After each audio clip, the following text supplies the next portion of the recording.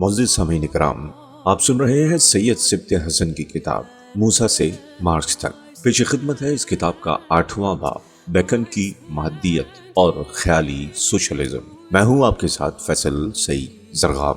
آئیے بڑھتے ہیں اس کتاب کے 8ویں باب کی جانب۔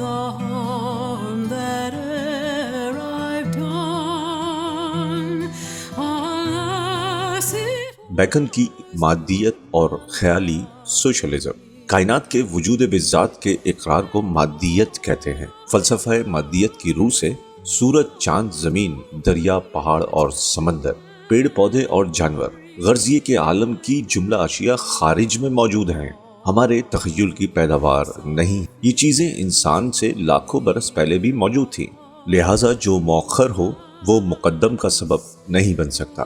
دوسری بات یہ ہے کہ انسان اور اس کا دماغ بھی دوسری اشیاء کی مانند مادے ہی سے بنے ہیں۔ جس چیز کو ہم خیال یا روح کہتے ہیں وہ دراصل انسان کے دماغ ہی کا عمل ہے۔ دماغ سے باہر اس کا کوئی وجود نہیں ہے۔ مادے کی خصوصیت یہ ہے کہ وہ ہر دم متحرک اور متغیر رہتا ہے، وہ کبھی فنا نہیں ہوتا، البتہ اس کی حیت اور ماہیت میں تبدیلیاں ہوتی رہتی ہیں۔ مثلا لکڑی جل کر کوئلہ ہو جاتی ہے، کوئلہ راکھ بن جاتا ہے اور راکھ کے ذرے ہوا میں مل جاتے ہیں یا زمین کا حصہ بن جاتے ہیں، فنا نہیں ہو۔ اقبال نے سچ کہا تھا کہ ثبات ایک تغیر کو ہے زمانے میں۔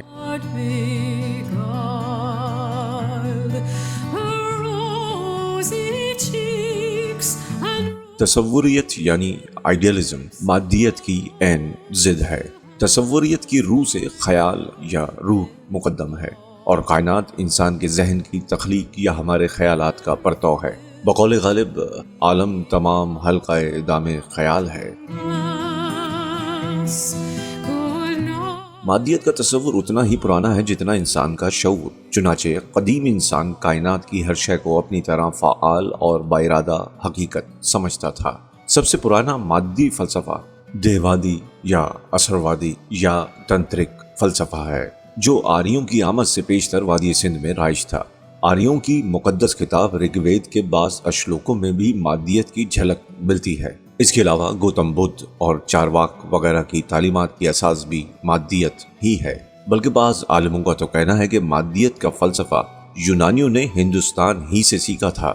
قدیم یونان کے قریب سبھی فلسفی مادیت پر یقین رکھتے تھے، مگر وہ ایتھنز اور اسپارٹا کے یونانی نہ تھے، بلکہ ایشیائی کوچک کے ساحلی علاقوں کے باشندے تھے۔ اس خطے میں زیادہ تر تجارت پیشہ لوگ رہتے تھے اور ان کا مصر، لبنان، بابل، ایران اور ہندوستان سے گہرا رابطہ تھا۔ ان کو اپنی کاروباری زندگی میں ہر خیال اور عقیدے کے لوگوں سے واسطہ پڑتا رہتا تھا۔ یہی وجہ ہے کہ ایشیائی کوچک کے دانشور ایتھنز والوں کی طرح تنگ نظر نہ تھے، بلکہ ان کے ذہن کا افق بہت وسیع تھا اور وہ بہت نڈر ہو کر سوچتے تھے۔ وہ تنہائی میں بیٹھے فلسفے کی گتھیاں نہیں سلجھایا کرتے تھے، بلکہ اپنے شہر کے انتظامی امور اور سیاسی مسائل میں بھی دوسروں کے شانہ بشانہ شریک ہوتے تھے۔ کائنات کی اصل حقیقت کیا ہے؟ وہ کیسے وجود میں آئی؟ اس کے اجزائے ترکیبی کون کون سے ہیں؟ اس کی حرکت اور تغیر کے اسباب کیا ہیں؟ ان سب سوالوں کے جواب وہ کائنات کی اندرونی ساخت ہی کے حوالے سے دیتے تھے۔ افلاطون اور ارسطو کی مانند کسی ماورائی قوت یا دیوی دیوتاؤں کا سہارا نہیں لیتے تھے۔ یونان کے مادی فلسفے کا بابا آدم جزیرہ ملیتوس کا فوجی انجینئر تالیس تھا۔ اس کا آبائی وطن فنیشیا تھا اور وہ جہاز رانی کے فن سے بخوبی واقف تھا۔ ہے تو نجوم کا علم اس نے مصریوں سے سیکھا تھا۔ انہی علوم کی مدد سے اس نے ایک بار سورج گہن کی ٹھیک ٹھاک پیش گوئی بھی کی تھی اور ایشیائی کوچک کی ریاست لیڈیا اور شمالی ایران کے درمیان جنگ بند کروانے میں کامیاب ہوا تھا۔ اس کا دعویٰ تھا کہ تمام ایشیا کا سبب اولا پانی ہے اور زمین پانی پر تیرتی ہے۔ تالیس کا ہم عصر آنکسی ماندر بھی جزیرہ ملیتوس ہی کا رہنے والا تھا۔ دنیا کا پہلا نقشہ اسی نے بنایا تھا تاکہ ملیتوس کے تجارتی جہازوں کو بحر اسود کا سفر کرنے میں سہولت ہو۔ وہ کہتا تھا کہ پانی یا کوئی دوسرا عنصر چیزوں کا سبب اولا نہیں بلکہ لا انتہا ہے، جو ان سب سے مختلف شے ہے۔ اس کے علاوہ ابدی حرکت ہے جس کے باعث دنیائیں وجود میں آئیں۔ حوالہ جان برنیٹ، ارلی گریک فلسفی، پیج نمبر 52، نیو یارک 1957۔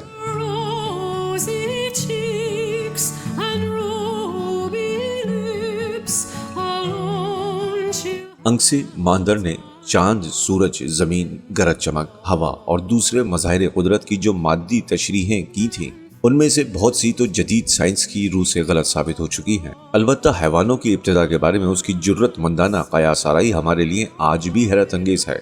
वो कहता था कि तमाम हैवानात नमी से, जिसमें आबी बुखारात उड़ते हैं, पैदा हुए हैं।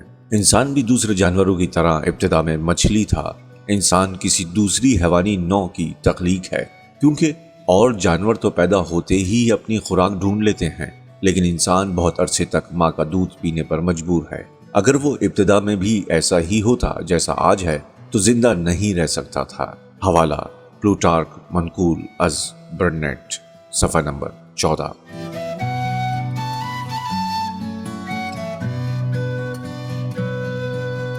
इससे अंदाजा होता है कि आंग्सी मांदिर को डार्विन से तकरीबन 2500 बरस पहले माहौल से हम आहंगी और बकाए इस्लाह के उसूलों का मुबहिम सा शऊर जरूर था। जजीरा मिलेतोस का तीसरा फलसफी इंग्सी मिनेस था। वो उम्र में गालिबन इंग्सी मांदर से छोटा था। उसका दावा था कि कायनात का सबब ऊला हवा है, मगर इन सब में बड़ा हरकलातीस था, जिसको जदली मादियत का मौजिद कहा जाता है। वो एफेसेक्स तुर्की का बाशिंदा और दारुयूश आजम का हम असर था। इसकी जिंदगी के बारे में बस इतना मालूम है कि वो एफेसेक्स के शाही खानदान से ताल्लुक रखता था और अपने भाई के हक में किसी ओहदे से दस्तबरदार हो गया था। उसने एक किताब लिखी थी जिसके 3 हिस्से थे। पहला हिस्सा कायनात के बारे में था, दूसरा हिस्सा सियासत के बारे में और तीसरा मजहबियात के बारे में। ये किताब तो किसी ने नहीं देखी, लेकिन हरकलतीस के 150 से ज्यादा मकूले यूनानी फलसफियों ने अपनी तसनीफात में जावजा नकल किए हैं। इनमें से बाज मकूले दर्ज झेल हैं। नंबर 1, तमाम मौजूदात आलम एक वहदत हैं। नंबर 2, इस दुनिया को जो सबके लिए यकसा है किसी देवता या इंसान ने नहीं बनाया। वो आग से बनी है, हमेशा से थी और हमेशा रहेगी। नंबर 3, तुम एक ही दरिया में दोबारा नहीं नहा सकते, इसलिए कि हर लम्हा ताज़ा पानी तुम पर से गुजरता रहता है। नंबर 4, होमर का ये कौल गलत था कि काश देवताओं और इंसानों की सतेजाकारी लड़ाई खत्म हो जाए। होमर को इस बात का एहसास न था कि वो कायनात के फना की दुआ मांग रहा था, क्योंकि उसकी दुआ अगर कबूल हो जाती और सतेजाकारी लड़ाई बाकी न रहती तो दुनिया भी बाकी न रहती। नंबर 5, लोग नहीं जानते कि इज्तिमाए जिद्दैन क्या शय है। वो मुतज़ाद तनाव का आहंग है, जैसे कमान या बरबत। नंबर 6, हमारे लिए तज़ाद में खैर है, खैर और शर एक हैं। नंबर 7, सतेज़ाकारी, जंगजूई, ऐन इंसाफ, कानून कुदरत है। तमाम चीज़ें सतेज़ाकारी के बाइस वजूद में आती हैं और फना होती रहती हैं। नंबर 8, कमान के लुग़वी मायने यूनानी ज़बान में जिंदगी के हैं, लेकिन इसका अमल मौत है। नंबर 9, ऊपर चढ़ने और नीचे उतरने का रास्ता एक ही होता है। नंबर 10, दायरे की इब्तिदा और इंतहा एक ही होती है। नंबर 11, हम एक ही दरिया में उतरते भी हैं और नहीं भी उतरते, हम हैं भी और नहीं भी हैं। नंबर 12, इंसान का किरदार ही उसकी तकदीर है।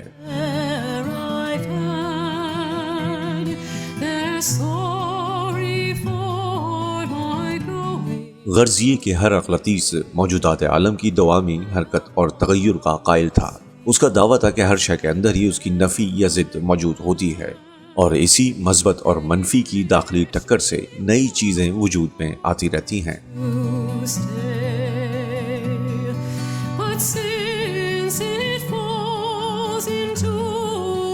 यूनान के एटमी फलसफे का मौजिद डेमोक्रातीस था। कार्ल मार्क्स उसको यूनानियों में पहला कामूसी दिमाग कहता है और लेनिन की राय में वो अहद कदीम में मादियत का सबसे लायक तर्जुमान था। डेमोक्रातीस शुमाल मशरकी बहिरा रूम के जजीरे अब्दीरा का रहने वाला था।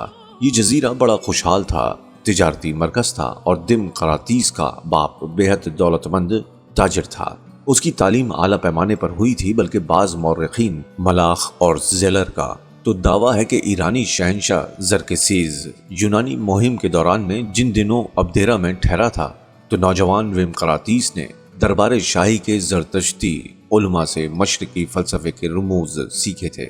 उसको तहसील इल्म का इतना शौक था कि बाप की वफ़ात पर तरके में जो दौलत मिली वो उसने सारी की सारी दूर दराज मुल्कों के सफ़र में खर्च कर दी।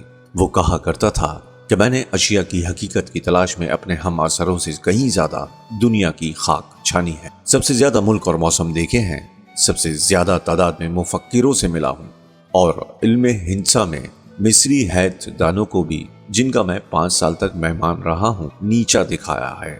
हवाला प्रिडिक Lange, history of materialism, page number 17, London 1965।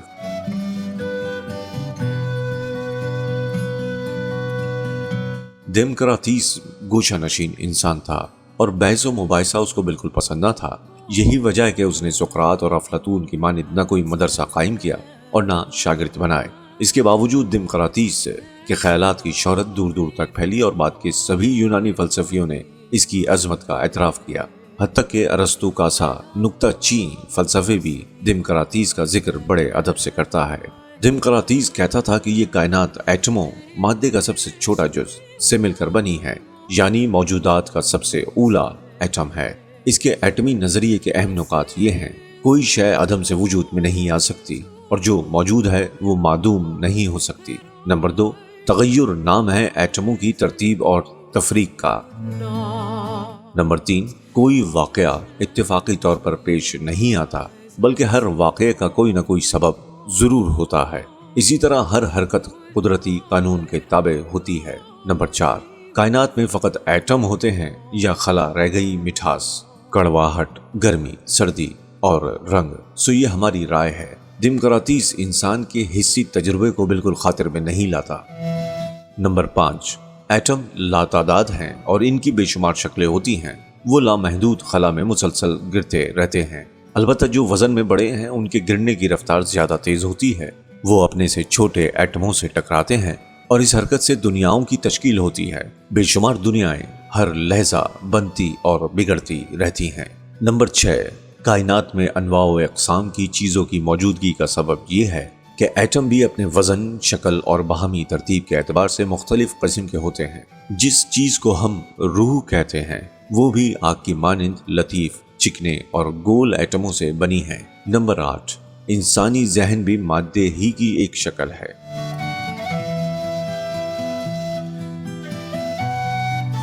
जदीद मादी फ़लसफ़े और तजर्बाती साइंस का बानी फ्रांसिस बेकन डेमोक्रातीस का बड़ा मोतक़िद था। वो मलका एलिज़ाबेथ के वज़ीर निकोलस बेकन का बेटा था। 23 बरस की उम्र में पार्लियामेंट का रुकन बना और अपनी लियाकत के सबब जल्द ही मलका की मजलिस उलमा में शामिल कर लिया गया। 1613 सने ईस्वी में बादशाह जेम्स अव्वल ने इसको अटॉर्नी जनरल मुकर्रर किया। 1618 में वजीर आजम, मगर 3 साल बाद इस पर 40,000 पाउंड रिश्वत लेने का इल्जाम लगाया गया और वो बरतरफ कर दिया गया।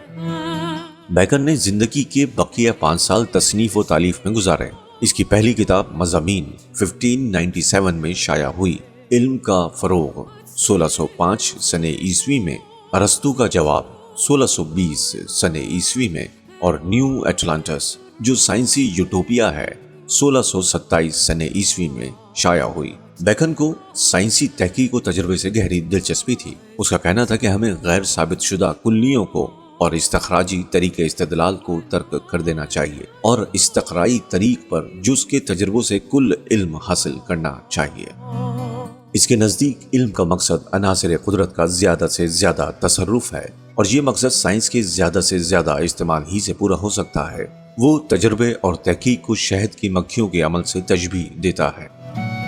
हमें मकड़ियों की मानिंद नहीं होना चाहिए जो अपने अंदर से तार निकालती हैं और जाले बुनती हैं, और ना चींटियों की तरह जो फ़कत अपनी खुराक जमा करने में लगी रहती हैं, बल्कि हमें शहद की मक्खियों की पैरवी करनी चाहिए जो फूलों के रस से शहद और मोम पैदा करती हैं। शहद जो निहायत लजीज ग़िज़ा है और मोम जो रोशनी के काम आता है।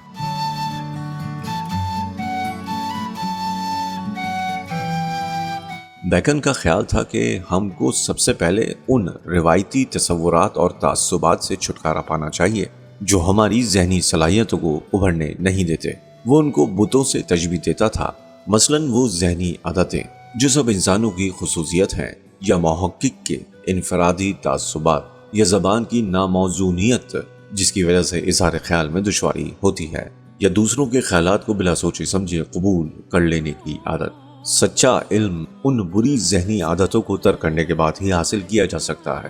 اس علم کی بنیاد تجربے کی سچائیاں ہونی چاہیے اور وہ واقعات و حقائق جن کی تصدیق تجربے سے ہو سکے۔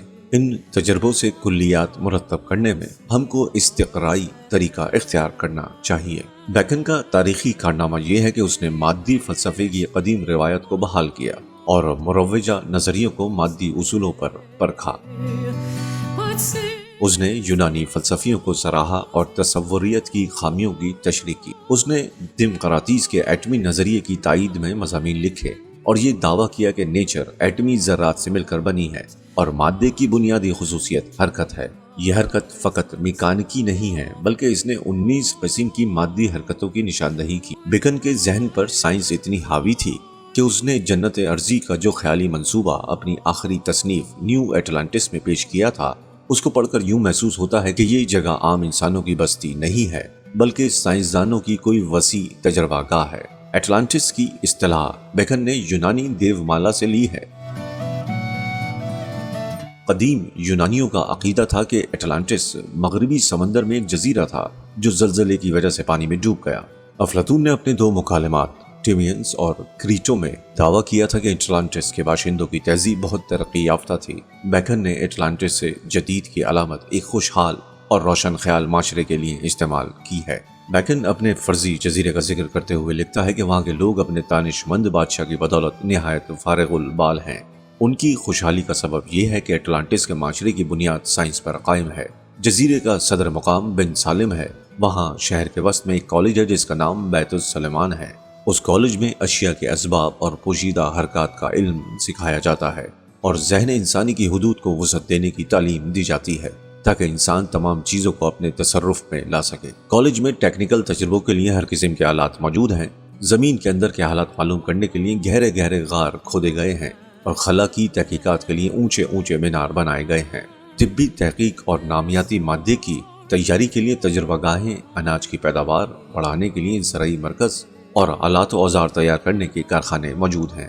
حرارت حاصل کرنے کے لیے بڑی بڑی بھٹیاں اور روشنی اور آوازوں کے تجربے کے لیے بڑے بڑے کمرے ہیں۔ ہمارے انجن گھروں میں اشیاء کو حرکت میں لانے کے لیے مشینیں لگی ہیں۔ یہ معلوم کرنے کے لیے کہ دنیا علوم و فنون نے کتنی ترقی کی ہے، کالج اپنے فنی وفد دوسرے ملکوں کو بھی بھیجتا ہے۔ نئی ایجادوں پر غور و فکر کرنے کے لیے کانفرنسز ہوتی ہیں۔ جزیرے کے باشندے اپنے محققین کا بے حد احترام کرتے ہیں اور جب بھی کوئی غیر معمولی ایجاد ہوتی ہے تو اپنے معجد کا مجسمہ نصب کرتے ہیں اور اسے خوب انعام دیتے ہیں۔ لوگ نہایت پارسا اور پرہیزگار ہیں، مگر پارسائی کا مقصد اپنی تخلیقی توانائی کا تحفظ ہے اور اخلاقی برائیوں سے بچنے سے عزت نفس پیدا ہوتی ہے۔ کالج کی سائنسی سرگرمیوں کے باعث ضروریات زندگی کی اتنی فراوانی ہے کہ وہاں نہ کوئی محتاج ہے نہ مفلس۔ مگر بیکن کی نیو ایٹلانٹس ملوکیت ہے۔ اس کا آئین جسے ریاست کے بانی سلومنا نے نافذ کیا تھا ناقابل ترمیم ہے۔ یعنی وہاں کے باشندوں نے یہ ریاست اپنی جد و جہد سے قائم نہیں کی بلکہ وہ ایک خدا ترس فرما روا کی دین ہے۔ اس خیالی جنت میں طبقات بھی موجود ہیں اور ذاتی ملکیت بھی۔ مثلا لکھا ہے کہ تہواروں کے موقع پر اگر کوئی گھرانہ تکلیف میں ہوتا ہے تو اس کی مدد کی جاتی ہے، اس کے معاش کا معقول بندوبست ہوتا ہے۔ عمائدین شہر اور سرکاری حکام زرق برق پوشاکیں پہنتے ہیں اور خدمتگار اور ملازم ان کی خدمت کرتے ہیں۔ گھر کے بزرگ کی اطاعت لازمی ہے۔ ریاست کے باشندوں کو نہ تو نظم و نسق میں شریک کیا جاتا ہے اور نہ معیشت میں، وہ محض تماشائی ہیں۔ اشیاء ضرورت کی پیداوار اور تقسیم کے فرائض چند سائنسدان اور ماہرین مشینوں کی مدد سے سر انجام دیتے ہیں۔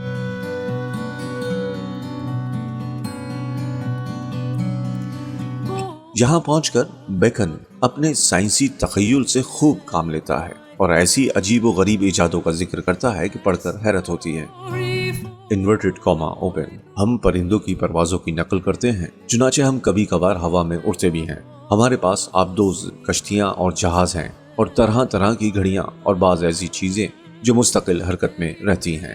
Inverted commas closed. غرض یہ کہ نیو اٹلانٹس میں سارا کرشمہ سائنس کا ہے۔ سائنس جو تحقیق و تفتیش کی تلقین کرتی ہے، ایجاد و انکشاف کی راہیں دکھاتی ہے اور جس کے مذہب میں روایت اور تقلید کے بتوں کی پرستش حرام ہے۔ بیکن نے یہ کتاب بادشاہ جیمز اول کو خوش کرنے کے لیے لکھی تھی۔ اس کا خیال تھا کہ جیمز، جو بہت روشن خیال بنتا تھا، سائنس کالج کے منصوبے کو ضرور پسند کرے گا اور معتوب بیکن کو بحال کر دے گا، لیکن ایسا نہیں ہوا۔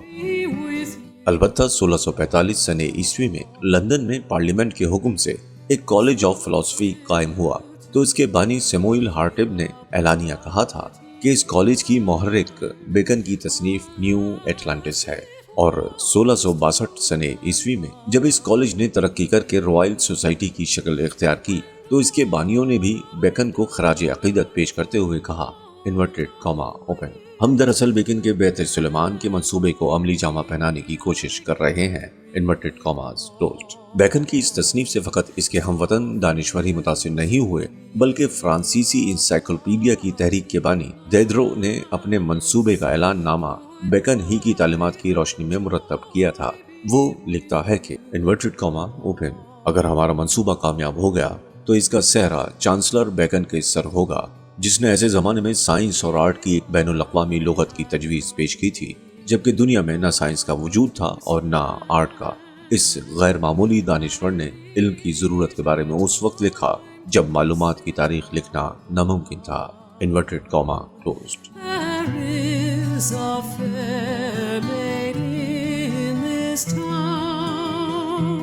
ہیڈنگ: لیولرز کی تحریک۔ برطانیہ میں بادشاہ کی مطلق العنانی کے خلاف سرمایہ داروں کی جمہوری تحریک جیمز اول کے ہی عہد میں شروع ہو گئی تھی، سن 1603 سنہ عیسوی سے سن 1625 سنہ عیسوی تک۔ چنانچہ پارلیمنٹ کے اندر اور باہر یہ مطالبہ شدت اختیار کرتا جا رہا تھا کہ امور مملکت کے فیصلے شہریوں کے مشورے کے بغیر نہ کیے جائیں، اور جب چارلز اول 1625 سنہ عیسوی سے 1649 سنہ عیسوی تخت پر بیٹھا تو اس تحریک نے اور شدت اختیار کر لی۔ بادشاہ اور پارلیمنٹ کی اس کشمکش کے دوران میں جہاں جمہوری نظریات نے فروغ پایا، وہاں بعض انقلابی تحریکیں بھی ابھری، مثلاً لیولرز کی تحریک، جو زمین سے بے دخل ہونے والے کاشتکاروں کی تحریک تھی۔ لیولرز زمین کو ہموار کرنے والوں کو کہتے ہیں۔ سیاسی اصطلاح میں اس کے معنی طبقاتی اونچ نیچ کو ختم کرنے کے لیے ہیں۔ لیولرز سرمایہ داری نظام کے زخم خوردہ تھے۔ ان کے رہنما سرمایہ داروں کے نام نہاد جمہوری پسندی کی اصل حقیقت سے واقف تھے۔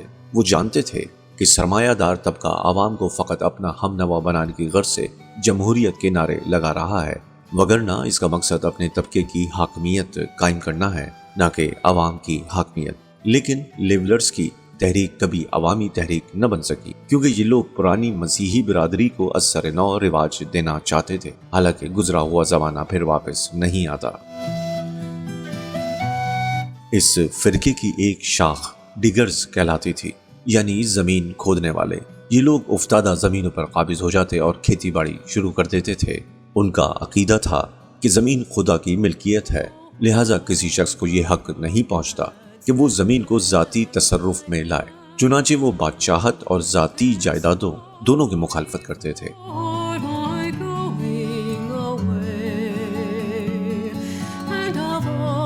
انہوں نے اپنے پہلے منشور میں لکھا تھا کہ انورٹڈ کاما اوپن، بادشاہ شیطان اور قاتل ہے، اور امراء و عمائدین حرام زادے ہیں، وہ چوری، ڈاکہ اور خون ریزی کی اولاد ہے، انورٹڈ کاما کلوز۔ ڈگرز کا مطالبہ تھا کہ زمین اور زمین کی پیداوار میں سب کا مساوی حصہ ہونا چاہیے۔ یہ منشور، جس میں 15 ڈگرز کے دستخط تھے، 26 اپریل 1649 سنہ عیسوی کو سچے لیولرز کا لہراتا پرچم کے عنوان سے شائع ہوا۔ منشور میں لکھا ہوا تھا کہ انورٹڈ کاما اوپن، ابتدا میں خلاق عالم نے جو عقل کل ہے، چرندوں، پرندوں اور مچھلیوں کی بقا کے لیے زمین کو مشترک ذخیرہ بنایا، اور انسان کو کہ اشرف المخلوقات ہے، ان کا آقا مقرر کیا۔ تخلیق کے قوانین یہ تھے کہ کوئی شخص زمین کے کسی قطعے کو اپنے لیے مخصوص نہ کرے، بلکہ سب لوگ ایک جان ہو کر کام کریں اور ایک باپ کی اولاد اور ایک خاندان کے رکن کی حیثیت سے رہیں۔ کوئی کسی کا حاکم نہ ہو، بلکہ سب ایک دوسرے کے برابر ہوں، مگر گوشت پوست کے انسان کو عقل اور راست بازی کے بجائے اشیاء کے استعمال میں مزہ آنے لگا، اور عقل کے ایوان میں خود غرضی کی بادشاہت قائم ہو گئی، اور طمع اور لالچ کا زور ہوا۔ तब एक हाकिम बना और दूसरा महकूम और रूह मर गई और इंसान गुलाम हो गया और हाकिमों ने जमीन के गिर्द बाड़ें लगा दी और दूसरे उनके खिदमत गुजार हो गए और अब जमीन जो सबके लिए मुश्तरका जखीरा थी अफराद की मिल्कियत के तौर पर बेची और खरीदी जाती है। हम सब मिलकर जमीन में जोतेंगे और अपने पसीने की गाढ़ी कमाई से अपना पेट भरेंगे, न किसी की मजदूरी करेंगे और न किसी से उजरत पर काम लेंगे और इस तरह मुफलिस और मुनिम दोनों के लिए जमीन को मुश्तरका जखीरा बनाने की बुनियाद रखेंगे ताकि हर उस शख्स को जो इस मुल्क में पैदा हुआ है मादरे अर्ज से फैज मिल सके। Inverted comma close. हवाला max peer, history of British socialism, page number 62-63, London 1953।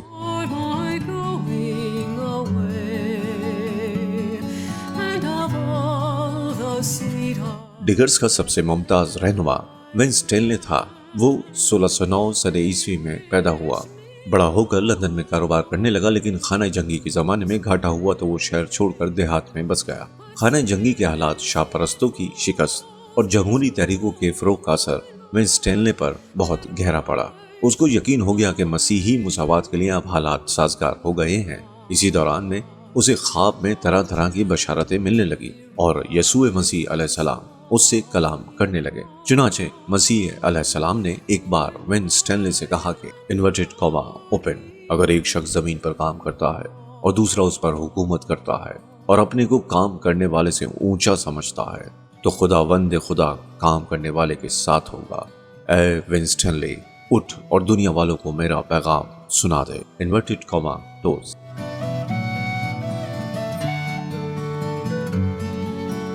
विंस्टेनले ने कुरून वुस्ता की मसीही इश्तराकियत के अंदाज में मुतअद्दिद रिसाले तसनीफ की, जिनमें जमीन को जाती मिल्कियत के बजाय मुश्तरका मिल्कियत बनाने की तलकीन की गई थी। उसने अपनी एक तसनीफ आज़ादी का कानून, जो 1652 सने ईस्वी में शाया हुई, एक मिसाली दौलत मुश्तरका का मंसूबा पेश किया था। इस किताब में विंस्टेनले ने हुकूमत की तारीफ करते हुए लिखा था कि हुकूमत नाम है जमीन की आज़ाद और आक़िलाना तदवीन और इंसानों के तर्ज अमल की तंजीम का। इसके लिए हुकूमत चंद कवानीन और ज़ाब्ते वज़ा करती है ताकि मुल्क के बाशिंदे आराम, चैन और फारिगुल बाली से जिंदगी बसर कर सकें। हुकूमत के फ़राइज़ पार्लियामेंट के सुपुर्द होने चाहिए, जो हर साल चुनी जाए। पार्लियामेंट के फ़राइज़ 4 होने चाहिए। नंबर 1, दौलत मुश्तरका की तमाम ज़मीन काश्तकारों के हवाले कर दी जाए ताकि वो आज़ादी से जोतें, बोएं और कोई नवाब या जागीरदार उनको सताने न पाए। इनमें सरकारी ज़मीन, पादरियों की जमीन, जंगलात और शिकारगाहें सब शामिल हो। नंबर 2, वो तमाम कवानीन मंसूख कर दिए जाएं जिनके सहारे जालिम तबका लोगों को सताता है और ऐसे कवानीन नाफिज किए जाएं जिनसे लोगों को आज़ादी का तहफ़्फ़ुज़ हो सके। नंबर 3, अवाम पर महसूलों और मालियों का जो बोझ है वो ख़त्म कर दिया जाए। नंबर 4, मुल्क के दिफा के लिए फौज तैयार की जाए। इन कवानीन पर अमल दरामद की गर्ज से सरकारी अफसर मुकर्रर किए जाएंगे, लेकिन इनका इंतखाब साल ब साल हो और ये वो लोग हों जिन्होंने शाही इस्तिबदाद की सख्तियां झेली हैं, जिनकी ज़मीनें नवाबों और सरमायादारों ने गज़ब कर ली थी। ये वो लोग हों जो हक़गोई से डरते ना हों और जिनकी उम्र 40 साल से कम न हो। हर परगने की एक चुनी हुई अमन कमेटी हो जो परगने के नज़्म नस्क की निगरानी करे और झगड़े फसाद की रोकथाम करे, और अगर 2 आदमियों के दरमियान कोई निज़ा हो तो उसका तस्फिया करे, और अगर वो नाकाम हो तो जज की अदालत से रुजू करे। नवाबों को हुनर सिखाने के लिए भी एक कमेटी चुनी जाए। यही कमेटी मुश्तरका पैदावार की ज़ख़ीरा नोज़ी और मुनासिब तक़सीम का बंदोबस्त भी करे। ये काम 60 साल से ज़्यादा उम्र वालों के सुपुर्द किया जाए। तालीम आम और लाजमी हो, लेकिन मदरसों में फ़कत निसाबी किताबें न पढ़ाई जाएं, बल्कि बच्चों को ऐसे काम भी सिखाए जाएं जिनमें जिस्मानी मेहनत दरकार होती है, तहकीक और तजर्बे की हौसला अफजाई हो और नई नई ईजादों के लिए मुनासिब मौक़े फराहम किए जाएं, और जो शख्स कोई नई ईजाद करे उसे माकूल इनाम मिले। एतक़ाद और तख़य्युल के बजाय इल्म और तजर्बे पर जोर दिया जाए। इस दौलत मुश्तरका में काहिली या जिनसी बेरारवी या निराज की गुंजाइश नहीं हो, बल्कि दौलत मुश्तरका के हर रुकन का फ़र्ज मेहनत करना हो। ज़मीन, वर्कशॉपें और गोदाम सबका इंतज़ाम मुश्तरका होगा। सिक्का नहीं चलेगा, बल्कि मेहनत का बदल मेहनत होगी। घरेलू जिंदगी की बुनियाद एक शौहर एक बीवी के उसूल पर कायम होगी और घर वालों को ज़रूरत की तमाम चीज़ें मुश्तरका गोदाम से मिलेंगी। मगर डिगर्स का ये ख्वाब कभी पूरा ना हुआ। انہوں نے 1649 سنے عیسوی میں 2-3 جگہ بنجر زمینوں پر قبضہ کر کے کھیتی باڑی شروع کی، لیکن گاؤں والوں نے ان کا ساتھ نہ دیا بلکہ الٹے حکومت سے ان کی شکایت کر دی۔ چنانچہ پولیس نے آ کر انہیں مار بھگایا اور ڈگرز کی تحریک 1 سال کے اندر ہی ختم ہو گئی۔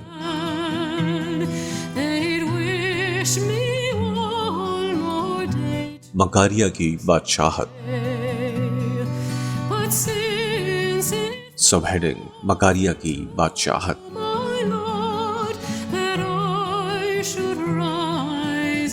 جن دنوں چارلس اول اور پارلیمنٹ کے درمیان سیاسی رسہ کشی ہو رہی تھی تو سیموئل ہارڈلیب نامی ایک سیاسی مفکر نے مکاریہ کی بادشاہت کے نام سے 1641 سنے عیسوی میں ایک کتاب شائع کی۔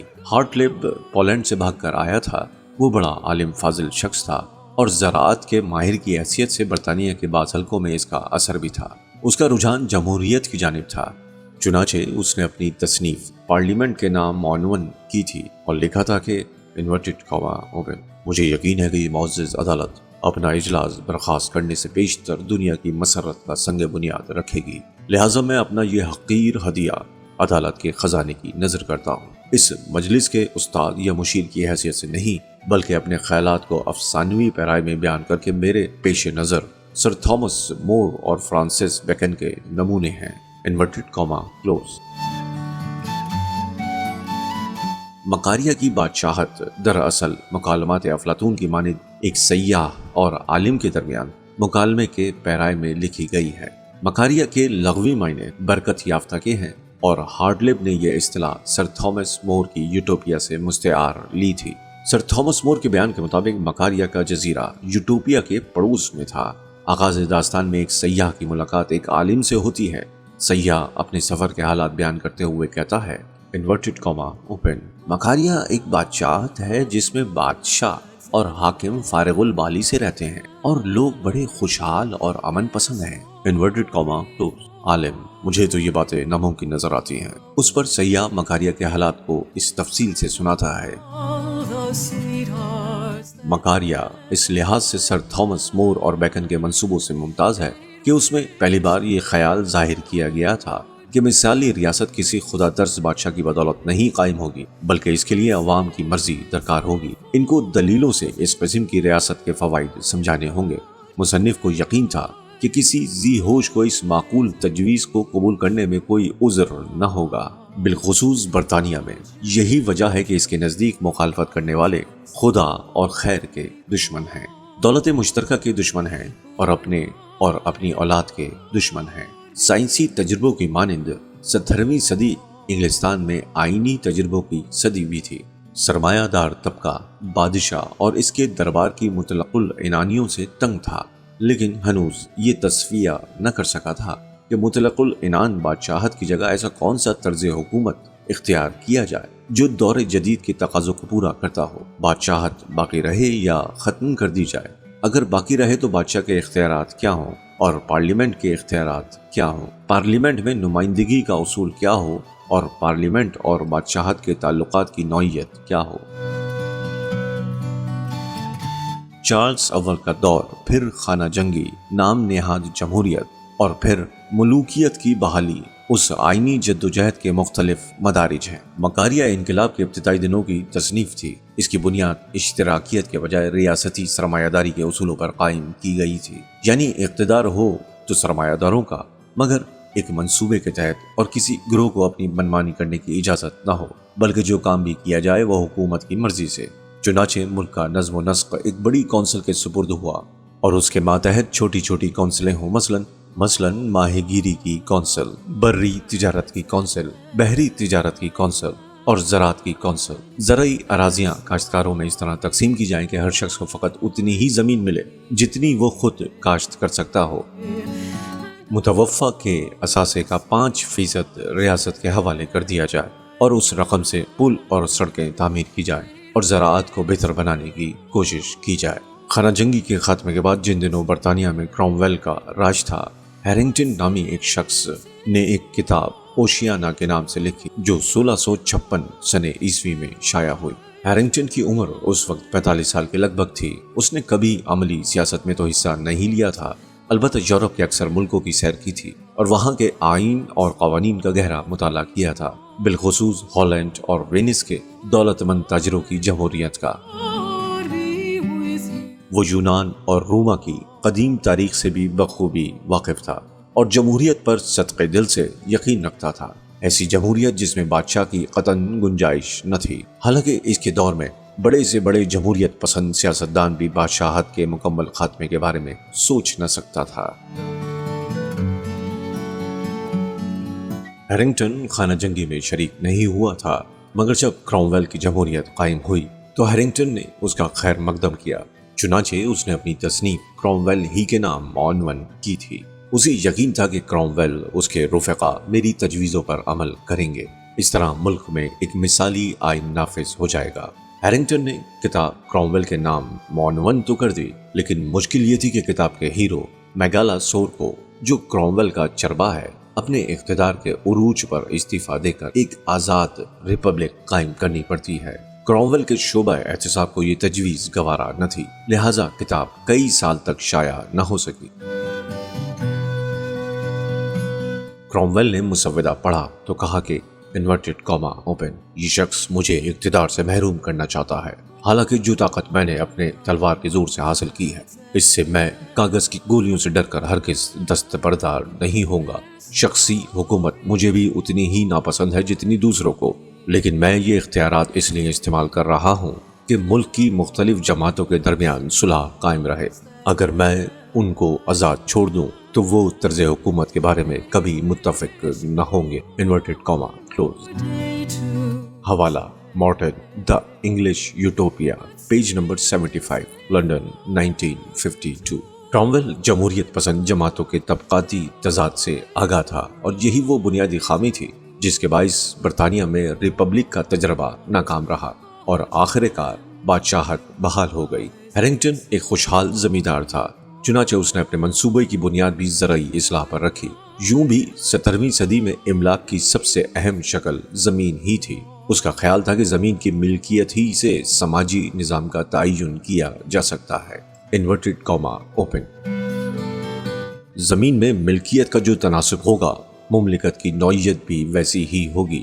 اگر زمین کا مالک فقط ایک شخص ہو تو مملکت بادشاہت کہلائے گی۔ اگر عمرہ اور پادری حضرات زمین کے مالک ہوں تو مملکت ملی جلی ملوکیت ہوگی، جیسے اسپین، پولینڈ یا سابق اوشیانا میں ہے۔ اگر سب باشندے زمین کے مالک ہوں یا زمین لوگوں میں اس طرح تقسیم ہو کہ کوئی ایک شخص یا چند اشخاص دوسروں پر حاوی نہ ہوں، تب ہم ایسی مملکت کو دولت مشترکہ کے نام سے منسوب کریں گے۔ Inverted comma close. ہیرنگٹن زمین کی مساوی تقسیم کا قائل نہ تھا، البتہ اس کی تجویز تھی کہ ایک فرمان جاری کیا جائے جس کی روح سے کسی شخص کو 2000 پاؤنڈ کی مالیت سے زیادہ کی زمین رکھنے کی اجازت نہ ہو۔ برطانیہ میں موروثی جائیداد سب سے بڑے لڑکے کو ملتی ہے۔ ہیرنگٹن چاہتا تھا کہ یہ قانون منسوخ ہو جائے اور ہر اولاد کو برابر ترکہ ملے، تاکہ بڑی بڑی زمینداریوں کے ٹکڑے ہوتے رہیں۔ نظم و نسق کی اصطلاح کے لیے ہیرنگٹن کی تجویز یہ تھی کہ پارلیمنٹ اور تمام انتظامی اداروں کے سربراہ خفیہ پرچہ اندازی کے اصول پر چنے جائیں۔ منتخب شدہ افراد کی 1/3 تعداد ہر سال مستعفی ہو جائے اور اس کی جگہ نئے افراد چنے جائیں۔ مقصد یہ تھا کہ ملک کا نظم و نسق کسی مخصوص گروہ کی اجاداری نہ بننے پائے، بلکہ اس کام میں زیادہ سے زیادہ لوگ شریک ہو سکیں۔ ہیرنگٹن کی کتاب اتنی مقبول ہوئی کہ برطانیہ میں اس کے حامیوں کی باقاعدہ ایک پارٹی بن گئی۔ اس پارٹی نے جنوری 1659 کے انتخابات میں بھی شرکت کی اور اس کے 10-12 امیدوار کامیاب ہو کر پارلیمنٹ کے رکن منتخب ہو گئے۔ بادشاہت کے احیاء کے بعد برطانیہ میں تو ہیرنگٹن کا اثر جلد زائل ہو گیا، لیکن امریکہ اور فرانس میں اس کے پیرووں کی تعداد بڑھتی رہی۔ چنانچہ امریکہ کی جنگ آزادی کے 2 مشہور رہنما جان ایڈمز اور جیمز آٹس اس کے زبردست مداح تھے، اور ریاست میساچوسٹ کے آئین پر ہیرنگٹن کی نظریات کی گہری چھاپ ہے۔ میساچوسٹ میں تو اتنا جوش تھا کہ کچھ لوگوں نے باقاعدہ یہ تجویز پیش کی کہ ریاست کا نام بدل کر اوشیانا رکھ دینا چاہیے۔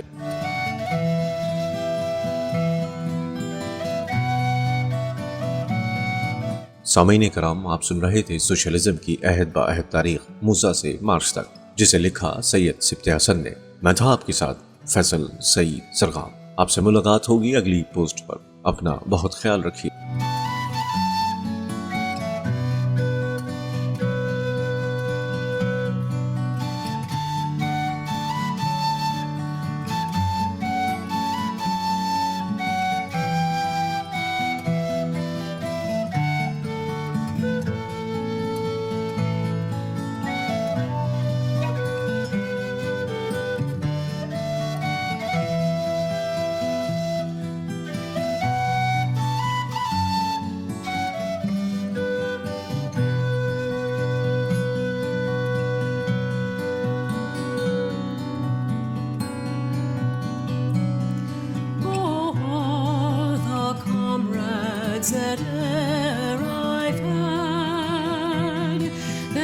sorry for my going away, and of all the sweethearts that e'er I had, they'd wish me one more day to stay. But since it falls into my lot that I should rise and you should not, oh, gently rise and softly call. Good night, and God be with you all. So fill to me the parting glass,